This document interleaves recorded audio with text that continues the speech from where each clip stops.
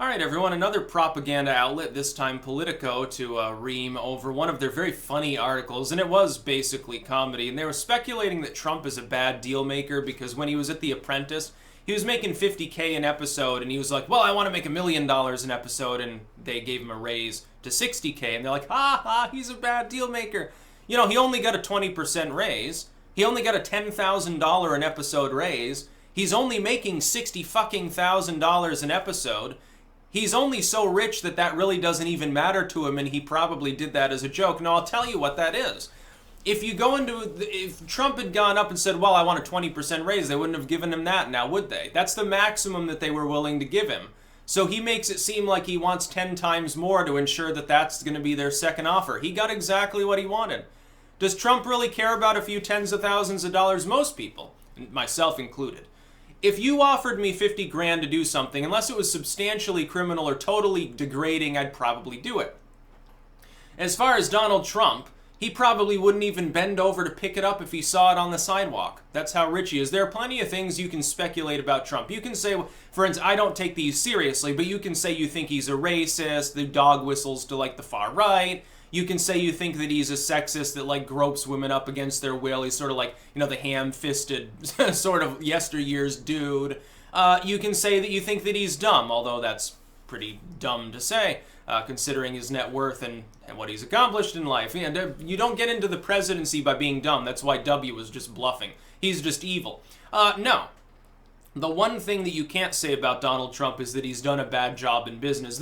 Don't you think, after suffering and failing to label him in that manner, you know, last year, oh, Trump didn't make as much as he said. Look at his taxes, as Rachel Maddow. He only made, you know, what, several $100 million this year. Ha, ha, ha, he says he's worth billions. He's got to be making more. And it falls flat because it's so dumb. To the average person, I know the people at Politico who make maybe 6 or 7 figures, you may not understand this, but for the average American, 50,000 is a lot. There's really, if you were to say, well, you've won $50,000, it would make them almost as happy as if you told them they had become a millionaire. Because it's an unfathomable amount to hold in one time, especially for millennials. You're totally out of touch with the millennial audience if you think 50K is something that we would shake a stick at. You look at that, most people have 50,000 in debt. They have negative money at this point if they're a millennial. Some more. There was, I think, a story about a dude who had $1 million in student loan debt the other day. He's gone for his PhD or something. He's like, yeah, I'm $1 million in debt. Good luck to me ever paying it off, basically. Another looming problem potentially for the economy in the next few years, although it is slightly improving. You know, I pay my student loans, I pay extra because I can, but I realize that I'm the 1% of millennials able to do that, which is horrifically sad. So dumb what was done to the economy, so dumb what was done to the job market. People blaming millennials have no clue because we were all teenagers at the time.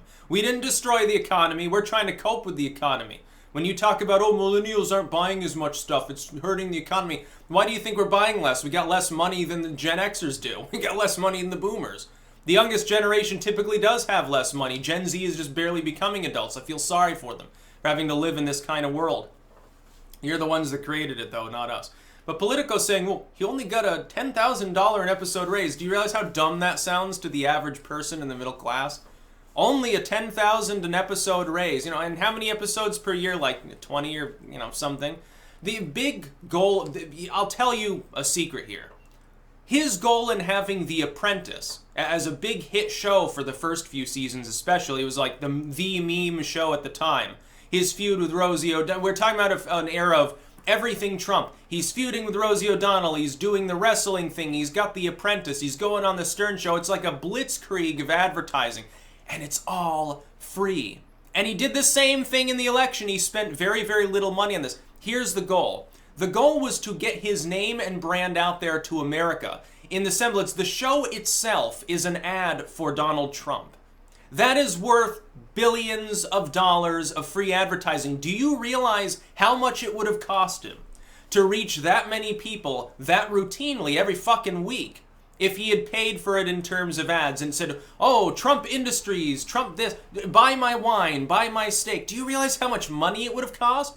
But instead, he was being paid to advertise his brand. Oh, every business mogul's jealous that he thought the concept up. It's sort of like, product placement. Except he literally gets to star in his own show where he's also being paid to product place his own shit. Do you realize how masterful that is? That's not a bad negotiation. He would have worked for $0. But that wouldn't have been Trump's style. Trump's style is, I'm going to get every last breadcrumb that I can. I'm going to make a big ask. I'm not going to get that ask, 99% of the time, unless someone's totally stupid and they're really starstruck, in which case I'm going to take advantage of them because they're dumb. They're too dumb to be allowed to have their money, but I'm going to get something out of it. And he could have refused it and tried to walk away, but why do you think he didn't? He writes the art of the deal, puts in. One of the most important things in negotiation is you have to be willing to walk away. If 60 grand weren't enough per episode and he really thought that he was going to get $1 million, don't you think he would have said, oh, okay, fuck you. And they would have come with a bigger offer. They probably would have, by the way. For the amount of money that they were making, look, the people who produced The Apprentice are now worth negative money. I think it was made by, I believe, NBC. NBC has so much of a problem with money right now, they have negative cash. They're losing money. They're also losing most of their audience, probably because of their stupid negotiating skills. That's the problem. Meanwhile, Trump's on top of the world. He's the president of the United States. He's got billions of dollars in skyscrapers peppering the entire world's landscape in like a dozen countries.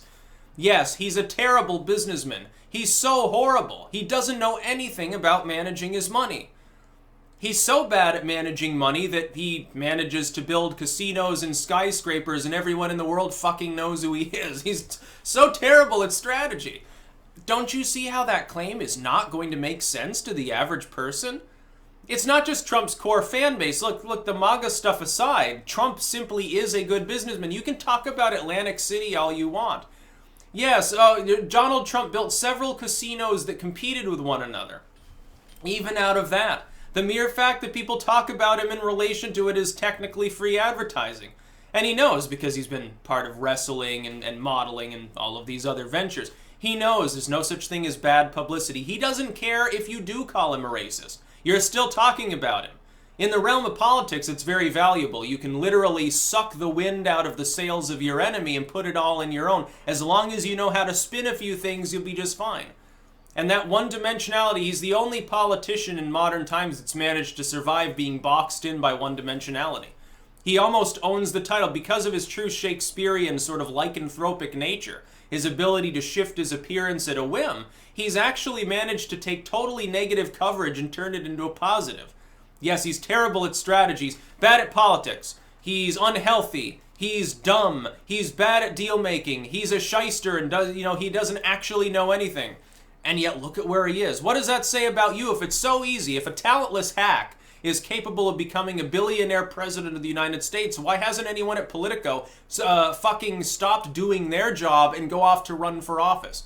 Well, I mean, if you know what it's all about, you should be able to accomplish that way easier because you're smart, supposedly. You're so elite and intelligent and everyone should fawn over you. Why don't you try managing a skyscraper? Without managing it into decrepitude. I guarantee that you would. You have no clue. Sort of like George Soros. He didn't get where he is by being a dumb person. No, he got where he was by being by stabbing people in the back. It's how business works. It's good to have a cutthroat president, someone who can deal with Russia and nations like that. Trump is exactly the right man for that sort of job. Why do you think he's succeeding in Korea? Because he's dumb? Yeah, because he's bad at deal making. He's gonna, basically this is laying the groundwork for saying he's gonna give us a bad deal in Korea. He's gonna withdraw troops and those Koreans they're gonna attack. He's forcing the left and all of his corporate media enemies into supporting a warmongering stance in the Korean peninsula over a war that should have ended like 50 years ago. Isn't that going to be funny? And I guarantee that it's going to happen because they have made themselves into clickbait tabloids that are so reliant upon Trump to be in the White House, they'll be begging for him to win re-election before too long. They will be begging Donald Trump for a second term. Please, Mr. Trump, please do run again. We'll speculate about you not doing so and gleefully rub our hands together thinking about it now, but trust me, if he looked like he wasn't going to run again, oh man, it would be a shitstorm. Pretty soon they'd be saying, oh, maybe Trump isn't so bad after all. Well, hold on, second thought, maybe the Democrats aren't quite with it. This has to be a Donald Trump trick of some sort. He needs to run. He needs to put himself before the American people, just so that we can defeat him. We promise that's what we want. That's what's going to happen. It's going to be the funniest shit ever. That's by the way, an official prediction of how he'll be handled by the media. A lot of them will be begging him to run for re-election. They'll be hoping that he wins. Secretly, maybe, but they'll be hoping that he wins. And if he doesn't, then all of a sudden their stock is going to collapse and half of them won't exist within a year. That's about all. Peace out.